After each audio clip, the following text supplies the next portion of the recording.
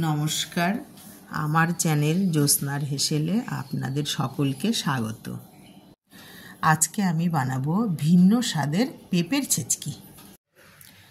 প্রথমে আমি পেঁপে চোচা ছাড়িয়ে টুকরো করে ধুয়ে নিয়েছি। আগে থেকে গ্রেট করে রাখা পেঁপেটি সেদ্ধ করে নিচ্ছি।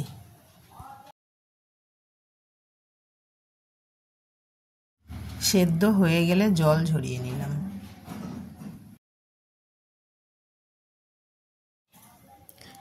তারপরে কড়াই গরম করে তাতে তেল দিয়ে জিরে, তেজপাতা, শুকনো লঙ্কা ফোড়নে দিয়ে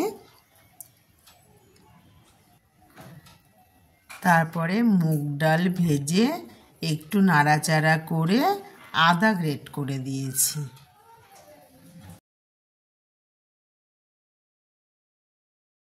এবার একটু নাড়াচাড়া করে সেদ্ধ করা পেঁপেটি দিয়ে দিলাম।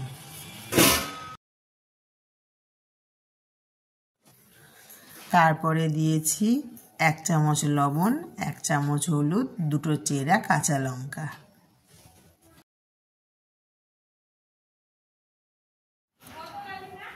একটু নাড়াচাড়া করে তারপরে দিলাম কাশ্মীরি লঙ্কার গুঁড়ো।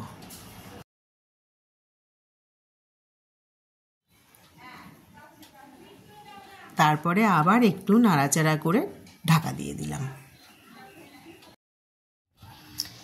এরপরে ঢাকা তুলে স্বাদ মতো চিনি, ঘরে বানানো গুঁড়ো মশলা ছড়িয়ে দিলাম। তারপরে 1 চামচ ঘি দিয়ে নামিয়ে নিলাম। আমার পেঁপের ছেচকি তৈরি।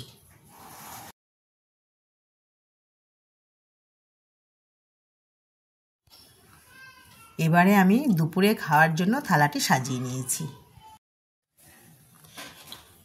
এখানে আমি নিয়েছি সাদা ভাত, বড়ি ভেজে আলু সেদ্ধ মাখা, আলু ভাজা, পেঁপের ছেচকি, পটল ভাজা, সঙ্গে একটু পটল ভাজার তেল।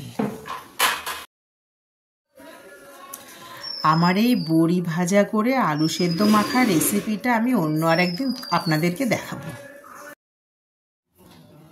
আমার রান্নাটি ভালো লাগলে লাইক, কমেন্ট, শেয়ার করবেন, নতুনরা সাবস্ক্রাইব করবেন। আজকে এটুকুই।